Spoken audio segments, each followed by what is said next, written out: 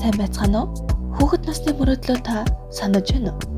Би нисгэгч болно. Би тогооч болно. Гэтэ хизээ хаанаас бидний мөрөөдөл хүйсээр ялгагдаж эхэлдэг юм бол өнөөдөр бид боловсролдох гендерийн талаар ярилцсан. Яагад гэвэл энэ бол зүгээр нэг охин хөвгүүн гэж ялгах асуудал биш. Энэ бол хэний мөрөөдөл биелэх вэ гэдэг том асуудал. Тиймээс л өнөөдөр дэлхийн хэмжээнд STEM буюу шинжлэх ухаан, технологи, инженер, математикийн салбарт эмэгтэйчүүдийн оролцоо ердөө 30%-аас хэтэрхгүй байна. Харин эрэгтэйчүүд нийгмийн ажилтан, багангийн багш гэх мэт зөөлөн мэргэжлийг сонгох нь ховор. Энэ ялгаа хаанаас эхэлдэг гэж бидний хүүхдэд хэлдэг энгийн нэг үг бидний үлгэрэл үйлдэлээс шууд эхэлдэг юм шүү дээ. Та бидний мэдих боловсролын систем анхнаасаа бүгдэд зориулсан байсан гэж бодож байна. Төгс өгвөл 19-р зуун хүртэл олон улсад эмэгтэйчүүдийг сургууль сурах хэрэггүй гэж үздэг байсан юм шүү. Монголд ч гэсэн боловсролтойч багш болох уу, эмч болох уу гэдэг асуулт зөвхөн эрэгтэй хүүхдэд зориулагдаж ирсэн үгүй бий. Харин охидын тухайд айлын сайн эхнэр бай гэдэг ганцхан үг л дагалддаг байлаа. Өнөөдөр бид бүхэн энэ уламжлалыг дагаад охидыг багш, сувилагч, дизайнер, тогооч болгоод харин хөвгүүдийг инженер, программист, судлаач, техникч болохоор чиглүүлсээр л. Яагаад ийм ялгаа үүсдэг гэж та бүхэн бодож байна? Энэхүү ялгаа нь дараах хэдэн хүчин зүйлсээс хамааран бий болдог. Мэдээж энэ тэргүүнд гэр бүл нийгмийн орчин. Хөвгүүдийг бид нийгмийн хэвшил хандлагаас үүдэлтэйгээр багаас нь эр хүн уйлдаггүй, сургууль биш амьдрал суралцах гэх мэт нийгмийн хүлээлтүүдтэй өсөгдөг. Хоёрдугаарт боловсролын арга барил. Ихэнх сургалтын хөтөлбөр хичээлийн арга зүй октод илүү тохирдог гэж судлаачид үздэг. Хөвгүүд илүү хөдөлгөөнтэй дадлагдсан байдлаар сурах сонирхолтой байхад ихэнх сургалтын суугаагаараа болон бичгээр даалгавар гүйцэтгэх хэлбэр явагддаг. Гуравдугаарт багш нарын хандлага. Охидыг дуулууртай, хичээл зүтгэлтэй гэж үнэлэх хандлага их байдаг. Харин хөвгүүдийг сахилгагүй, төлөвлөгтөө муу гэж хүмжлэхэд илбэг. Энэ нь хөвгүүдийг өөрсдөө муу сурагч гэж ойлгоход хүргэдэг. Улмаар бид хөвгүүдийг ингэж сахилгагүй, эсвэл төлөвлөгтөө муу гэж үнэлэх хандлага цаашид хэд хэдэн сөрөг үр дагаварт хүргэж болзошгүй. Үүнээс дурдвал өөртөө итгэх итгэл буурах. Хөвгүүд өөрсдөө муу сурагч гэж ойлгож эхэлбэл тэдэнд өөртөө итгэх итгэл буурч сургалттай холбоотой сэтгэл зүйд сөрөг үр дагавар гардаг. Энэ нь тэднийг академик амжилтгүй байхаас илүү бүтээл сэтгэлгээ, сэтгэн бодох чадваруудад хомсдол үүсгэдэг. Хоёрдугаарт төлөвлөх чадвартай бус хүүхдүүдийг гадуурхах. Хүүхдүүдийг хэд төлөвлөхгүй гэж үзэх нь цаашид төлөвлөж чаддгүй хүүхдүүдийг гадуурхах, тэдэнд зөв хандлага байхгүй гэдэг ойлголт үүсгэдэг. Гэтэл төлөвлөх чадвар хүн бүрт өөр өөр байж болно. Мөн энэ нь зөвхөн хөвгүүдэд биш, бүх хүүхдүүдэд хамааралтай асуудал болно. Гуравдугаарт хувийн хөгжлийн асуудал. Шүүмжлэлтэй хандлага нь хөвгүүдэд зөвхөн академик бос нийгмийн болон сэтгэл зүйн хувьд дарамт үүсгэдэг. Тэд сэтгэл санааны дарамттай болж энэ нь ирээдүйд стресс, сэтгцэн эрүүл мэндийн асуудалтай холбоотой болж болох юм. Мөн хичээл сургалтын явцад охид хөвгүүдийн ялгаа нь чухал байр суурь эзэлдэг.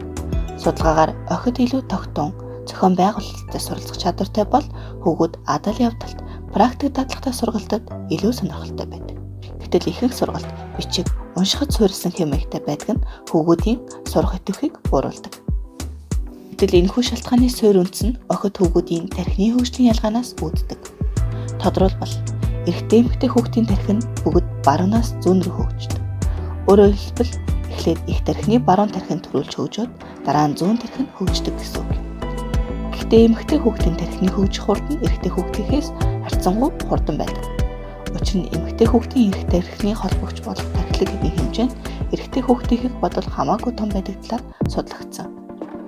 Тэгвэл гендерийн тухай хэрхэн сургалтын хөтөлбөрийн агуулгадаа багштай тусгах вэ? Гендертэй холбоотой агуулгуудыг сургалтын хөтөлбөрийн агуулгад шууд болон дан байдлаар тусгах боломжтой. Сургалтын хөтөлбөр нь агуулга талаасаа нэгдүгээр охид хөвгүүдийн онцлог, хэрэгцээ, шаардлагыг харгалзан үзсэн байх шаардлагатай. Хоёрдугаарт гендерийн тэгш байдлын үзэл баримтлалын талаарх мэдлэг, чадвар, хандлагад суралцуулах. Үүнд гендерийн эрэгтэйгш байдлын мэдлэг ойлголтыг хөгжүүлэхэд чиглэсэн агуулга ховор. Тухайлбал, гендерийн үндсэн ойлголтуудын талаар мэдлэгтэй болж, гендерийн хувь хүнд үзүүлэх нөлөө, эрх мэдлийн бүтэц, соёлын гендерт үзүүлэх нөлөөг тодорхойлох шаардлагатай.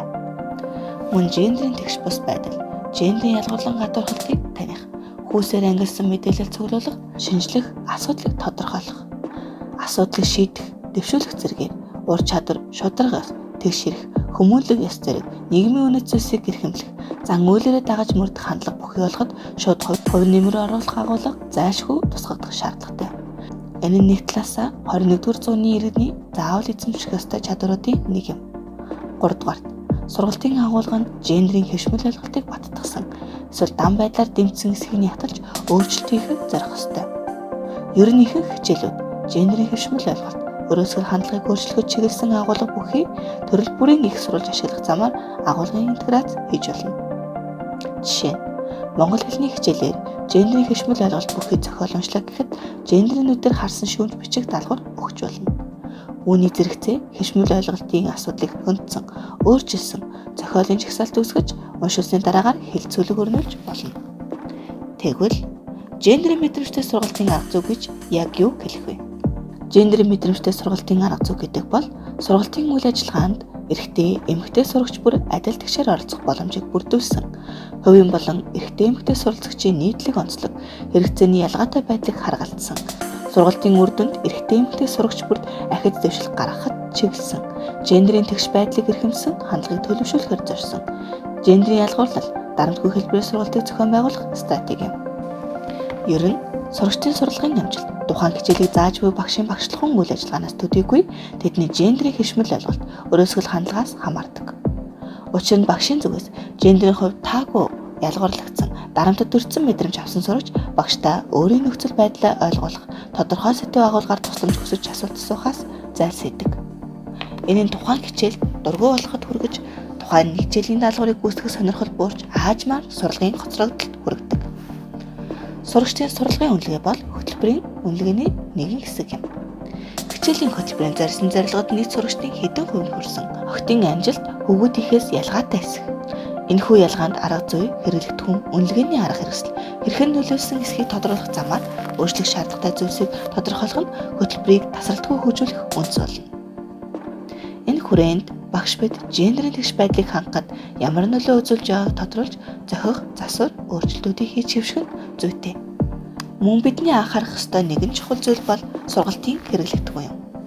Сурах хүчиг бусад хэрэглэгдэхүүнд зохиогчид санаатай болон санамсаргүй байдлаар өөрсдийн гендерийн ойлголт, хандлагад тулгуурлан гендерийн хэвшүүл болон өрөөсгөл хандлага бүхий их зураг дүрслэл оруулсан байдаг. Ийхүү сургалтын хэрэглэгдэхүүн тэр дундаа сурах хүчигт эрэгтэй эмэгтэйчүүдийг гендерийн хэвшмэл ойлголтын дагуу дүрслэснээрээ хойж үедээ энэхүү хэвшмэл ойлголтыг уламжлуулан дамжуулах нөхцөл бүрддэг. Сурах хүчиг хичээлийн хэрэглэгдэхүүний хувьд агуулгын талаас дээрх 4 сэдвийн хүрээнд өгүүлсэн үндсэн чиглэлүүдийг харгалзах шаардлагатай зэрэгцээ зураг гэхэд дараах шаардлагыг хангах нь зүйтэй. 1-р зураг гэхэд дүрслэгдсэн эрэгтэй эмэгтэй хүний тоо тэнцвэртэй байлгах. Хэнийг олон дүрслсэн хэсэгтээ үүнд анхаарна. 2-р эрэгтэй эмэгтэй хүний хэвшмэл үзэл, өрөөсгөл хандлагаар дүрслэн харуулаагүй байх. Жишээ нь эрэгтэй эмэгтэй хүнийг ямар дүрээр, ямар тэмдэг нэр хэрэглэн, ямар үйл хийж байгаагаар дүрслсэн байна вэ? 3-р эрэгтэй эмэгтэй хүний дүр, үүрэг, сэтгэл хөдлөл, талбар, эрх мэдлийн харилцааны уламжлалт дүр төрхийг эергээр өөрчлөх. Түүхэн баримт, уран зохиолын их ашиглах тохиолдолд гендерийн талаас шүүмжлэлтэй нүдээр үнэлж дүүнэх асуулт даалгавар бүхий байх.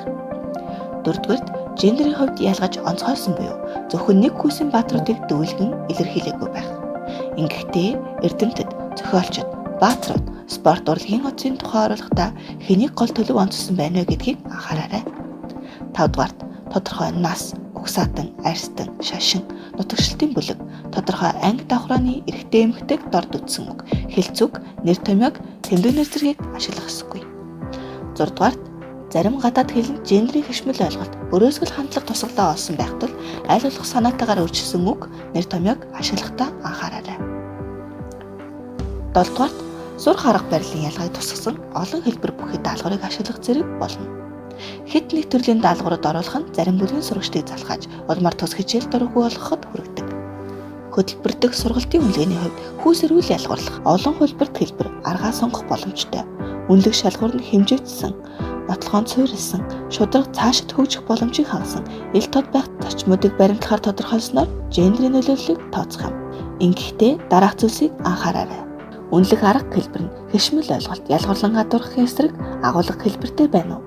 охид хөвгүүдэд сонголт хийх боломжийг олгосноо зэрэг шалгуураар үнэлгээний гендрийн мэдрэмжийг тодорхойлно. Аль ч хөтөлбөрийн үнэлгээний зорилт, арга хэрэгслэр гендрийн тэгш байдлыг үнэт зүйлс буюу хандлага, зан үйлийг үнэлэх боломжтой. Эцэст нь хэлэхэд эцэг эх, багш бид бүхний өдөр тутмын үг үйлдэл хүүхдийн ирээдүйг шийддэг. Тиймээс өнөөдрөөс эхлээд нэг асуултыг өөртөө тавиарай. Би хүүхдэдээ ямар боломж нээж байна вэ? Хэний мөрөөдлийг үгүйс гэж байна вэ? Жижигхэн үг, жижигхэн үйлдэл маргаашийн том өөрчлөлт юм шүү. Та чадна. Хүүхдүүд чинь ч бүр чадна. Анхаарал хандуулсанд баярлалаа. Хамтдаа илүү тэгш боломжтой боловсролын орчинд бий болгоцгоё.